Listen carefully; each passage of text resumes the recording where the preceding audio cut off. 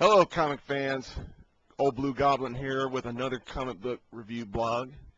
And before I get started, I want to let everybody know out there, I want everybody out there to have a very Merry Christmas, Happy Holidays, and keep each other safe and have a good New Year. Now, let's get started with the reviews, shall we? Whoopsie. Excuse my elbows. We're going to start off with Avengers the Initiative. This is number 19, and this, once again, no disappointments from this series.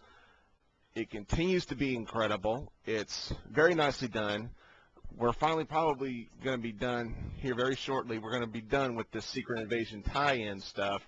Now that the Secret Invasion is officially over, now we're going to go into Dark Reign.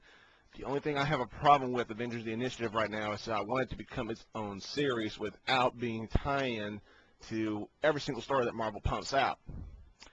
This particular issue, we see 3D Man, the current 3D Man, finally learn how to use his powers correctly without his goggles.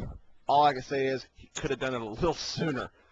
But if I can sum up how awesome this book was in just 2 words, it'd be this. What? Scroll! Incredible. Pick this book up. You'll be glad you did. Next up, we got, didn't hit the counter that time, we got, let's see if I can get it in there where y'all can see it. Amazing Spider-Man. This is issue 581.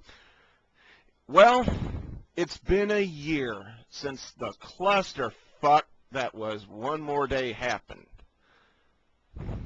And we finally get an explanation about something that happened with One More Day. We finally get an explanation as to what happened with Harry Osborn. Unfortunately, I don't give a damn about Harry Osborn. I want him to be dead. That's just me. So, sadly, this is just a lackluster read. That's all it is. All the hype it got don't mean shit to me because I don't like Harry Osborn. That's just me. Next up, we got the Thunderbolts. I keep looking up here. See, it's 127. I gotta memorize these issue numbers. This is the Thunderbolts, the current issue that's out right now. We got Songbird on the run. Norman Osborn has ordered her dead, so he sends Moonstone, Venom, and Bullseye after her. Honestly, this was very, very good. Some of the issues of the Thunderbolts have been pretty slow, especially with the Secret Invasion tie-ins, but this particular issue was impressive. I did like this. Obviously, Songbird is not in the Thunderbolts anymore, so don't expect to see her in the next issue unless they're continuing this thing with her being on the run. So, looking forward to seeing what they're planning for the future of this series. Now that Norman Osborn has seemingly dropped off of the Thunderbolts, and now he's going to be running the Initiative. So, who knows what's in store for this series? It's very, very good. Pick this one up. Next up, we got issue 38 of X Factor. I hope that this is the last time I see Larry Stroman's artwork in this series, because I've made it no secret on how much I hate Stroman's artwork. I've said it before, a 5-year-old could draw better than this. Thankfully, it's only like the first 5 pages. The rest of it, we got new artwork from, oh shit, I gotta look at the name. Got new work from a guy named, from Nelson. And honestly, the artwork needs to stay that way. Get Larry Stroman off the books. Get him out of Marvel. He can't draw. He can't. But this is good stuff. Siren's water breaks.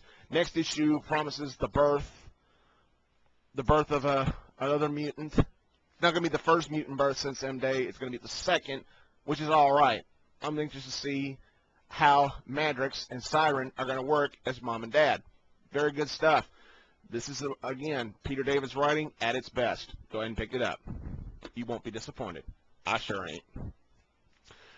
This right here is an issue I've been wanting to talk about for the longest time. This is Mighty Avengers number 20, known as the Secret Invasion Epilogue. And it's a little bright in here. Let's turn the light down just a little bit. There we go. That's better. Pardon that interruption. This is the Secret Invasion Epilogue, where now everybody's mourning the loss of the Wasp at the end of Secret Invasion. The Wasp's death was one I didn't want, but if they wanted to get our attention like they did with Captain America's death at the end of Civil War, they picked a good character to kill off to get our attention and keep it through Secret Invasion. And in my opinion, Secret Invasion just beat the living hell out of Final Crisis, because Secret Invasion's finished, yet Final Crisis is still lagging and lagging and lagging on. We'll talk about DC at a future time. But this right here is really good. Hank Pym just goes ballistic on Tony Stark during Janet's funeral, which is not the place to do it, but you can certainly understand why he's so pissed off, because now everybody is blaming Tony Stark for everything bad that's going on in Marvel. It's almost like everybody's blaming Tony Stark for the death of Captain America. Now everybody's going to be blaming Tony Stark for the death of the Wasp. And who knows where they're going to go with this. They're supposed to be getting a new lineup, and I'm anxious to see what they're going to do with it. So pick this one up if you're a fan of Secret Invasion, or if you want to see how they reacted to Wasp's death. It's very good. It's a very good read. Now,